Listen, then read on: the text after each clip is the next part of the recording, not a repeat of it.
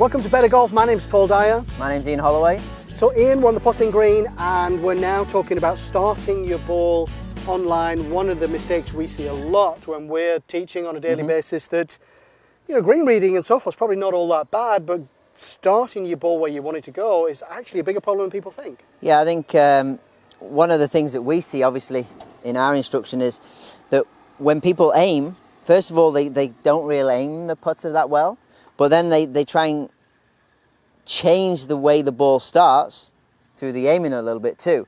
And a little exercise that we can do to help us start the ball online, and it also helps our aiming as well, because obviously if we're stood here and I'm aiming way to the right, there's no way that I can get that ball through the gate that we're going to set up there. So this little drill is it's a start line drill, I guess you can call it. I've got a poker chip here just left of the hole. That's where I've read the putt. That's my straight putt. That's my starting point.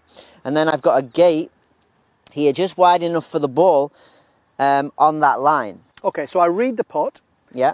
I put my marker down on my casino chip. Yeah. Where I want the ball to start in order to go into the hole. Exactly. And then I put my gate to make sure I do start it on that line. Because what we see, of course, is a lot of people, particularly on this one, we've chosen ourselves a really tricky downhill left to righter.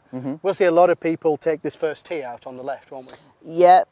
We see everything really. I mean, they aim it too far to the right and then they pull it back and then they think they've overread it, etc., etc. And the biggest thing is, let's start that ball online and trust that read, because optically, when you play this from different areas, you'll see that it looks a little different. Okay. Well, let's go ahead and try it first and test your putting skills, Ian. Make sure you don't hit one of those tees. Let's give it a go.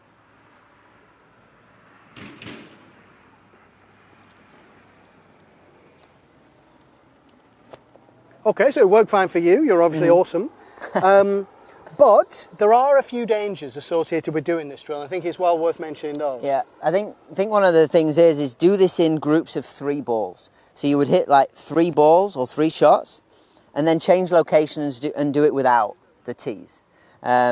Because otherwise you're just hitting the same putt over and over again, and the interaction or the intensity of your practice isn't quite there. And we want to keep the intensity in the practice as high as possible. So if we do this maybe a few times and then change it and then read a putt with 1 ball and then try and do the same thing, we're going to integrate what we've learned from the drill into real-time play. Okay, so it's a bit like stabilizers on a kid's bike, get them off as soon as you can, because you don't want to be thinking about this type of thing on the course. It's more of a test. It's a test and it's a check. Yeah. So if you're struggling with your putting, what you would do is come, check your start lines right. Okay, I can start it online, or can I not? If you can, good. Let's hit some individual putts with 1 ball there. If not, let's hit 3 balls and change positions a little bit, and then come back until we've really got the feeling that I can trust my stroke and start the ball through the gate there. Okay, gate drill to check your start line, really important. Try it, as Ian said, 2-3 times and then do some putts and come back, a little test for you. Let us know how it works for you, and we'll see you next time with another good putt drill.